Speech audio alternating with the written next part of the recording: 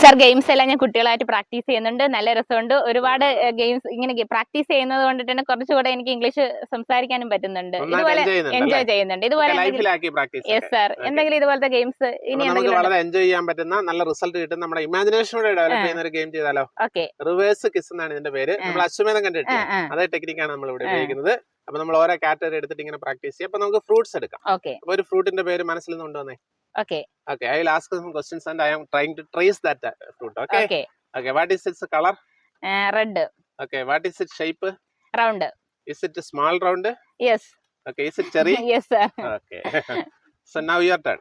Okay. What is the color? Orange color. Okay. Shape? Round shape. It is orange. Yeah, correct. അപ്പൊ എങ്ങനെ game practice ചെയ്യണം? ഓരോ category എടുത്ത് practice ചെയ്യുമ്പോൾ കൂടുതൽ സ്പീക്കിംഗ് സ്കില്ലും ഡെവലപ്പ് ചെയ്യാൻ പറ്റും. നമുക്ക് നന്നായിട്ട് എൻജോയ് ചെയ്യാൻ പറ്റും. നമ്മുടെ ഇമാജിനേഷൻ ക്രിയേറ്റിവിറ്റിയും ഡെവലപ്പ് ചെയ്യും. കൊള്ളാമോ ഗെയിം?